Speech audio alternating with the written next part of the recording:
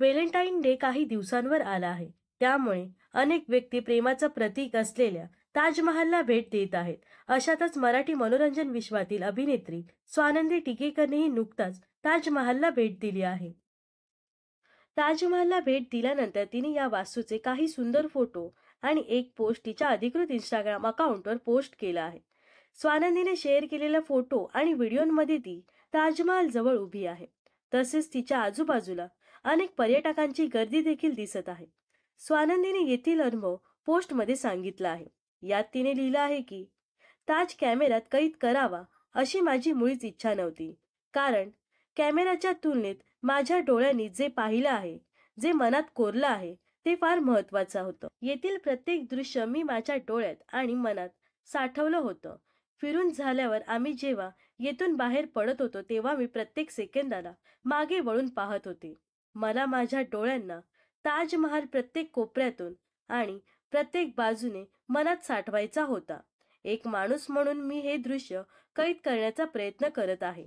मात्र हा प्रयत्न केवळ अपयशी ठरला आहे, असं स्वानंदी टिकेकरने तिच्या या पोस्टमध्ये लिहिलं आहे.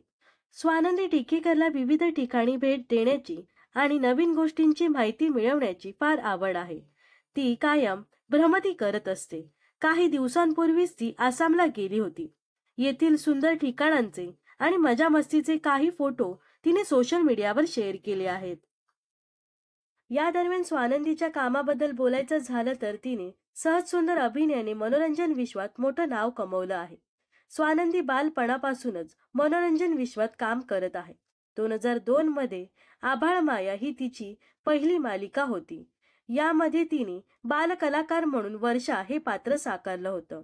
त्यानंतर 2015 मध्ये आलेली दिल दोस्ती दुनियादारी या मालिकेत ती मिनलची भूमिकेत झळकली होती. तिची ही मालिका तुफान गाजली होती. मैत्रीवर आधारित या मालिकेला प्रेक्षकांनी डोक्यावर घेतलं होतं. तर अभिनेत्री स्वानंदी टिकेकर बद्दल तुम्हाला काय वाटतं हे नक्कीच कमेंट्स मध्ये सांगा.